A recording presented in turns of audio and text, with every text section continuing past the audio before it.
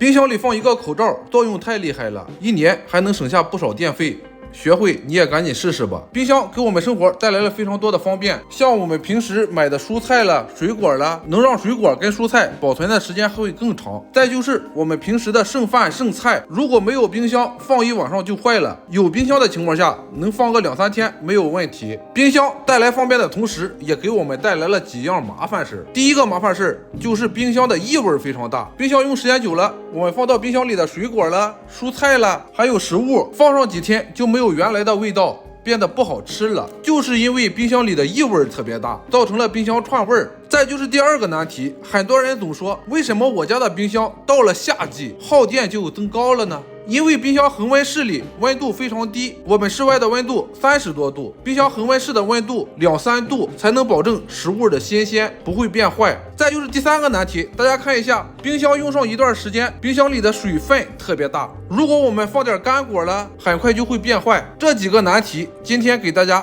一起解决了。首先第一个难题就是冰箱的水分太大，因为夏季冰箱里的温度低，室外的温度高，我们打开冰箱时就会形成水蒸气，水蒸气就会让食物变坏，甚至串味儿。这些水蒸气是怎么来的呢？像我们水果买回来，如果不放在保鲜袋里，会散发大量的水蒸气。再就是我们平时剩的饭菜，如果不套上保鲜膜的情况下，也容易产生非常大的水蒸气。如果饭菜不套上保鲜膜，还没有原来的味道，感觉不好吃了。所以饭菜还有水果放到冰箱里，一定要套上保鲜膜、保鲜袋，这样冰箱里的水蒸气才会减少。这些是我们平时注意的。最重要的就是我们在冰箱里放一卷卫生纸，卫生纸的吸水性大家都知道非常强，可以吸附冰箱恒温室里多余的水分，就不会串味了。我们放进去的干果了、干粮了，保存时间会更长。再就是冰箱的冷冻室，很多家中的冷冻室里都有厚厚的冰层，这些厚厚的冰层也是冰箱中多余的水分产生的。可以把卫生纸直接放在冰箱的冷冻室里，卫生纸把冷冻室里的水分吸收到卫生纸上，冰箱就不容易结冰霜了，我们再也不会为铲除冰箱而犯愁了。卫生纸放上一段时间，如果变潮湿了，我们就把它拿出来晾晒一下，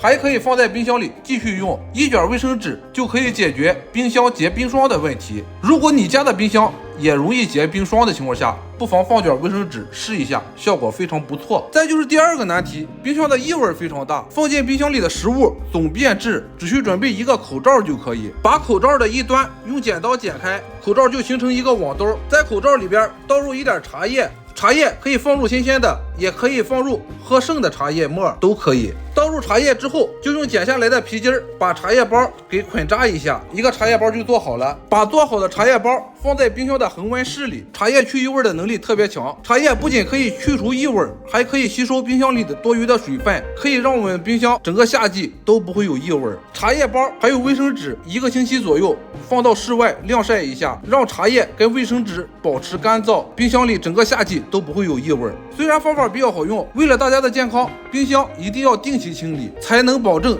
冰箱里的食物更没有异味。清理冰箱也是有方法的。清理冰箱时，准备一个抹布，在抹布上倒入一点白醋，白醋可以软化污渍，去除异味。只需用倒入白醋的抹布把冰箱深度的清洁一下，这样冰箱里才没有异味。冰箱里还会留下白醋的酸味，让冰箱很长时间不会产生异味。如果你家的冰箱经常有异味，不妨试试这几个方法，让你家的冰箱再也不会有异味。再就是第三个难题，冰箱到了夏季耗电高。冰箱耗电高主要就是冰箱的压缩机频繁的工作，只需准备一个空的塑料瓶，在塑料瓶里装上清水就可以。把装入清水的塑料瓶放在冰箱的冷冻室里，冷冻24小时，清水就会结冰。冷冻24小时之后，我们就把冷冻好的塑料瓶拿出来，放到冰箱的恒温室里。因为冰融化的过程中会吸收周围的热量，散发出冷气来，让冰箱恒温室里一直保持非常凉爽的状态，冰箱的压缩机就不会工作，就可以节省不少的电费。再就是第二个方法，像家中冰箱里有冻肉的，可以把冻肉放在冰箱的恒温室里，冻肉在解冻的过程中也会释放冷气，吸收周围的热量。比如我们中午回家炒菜，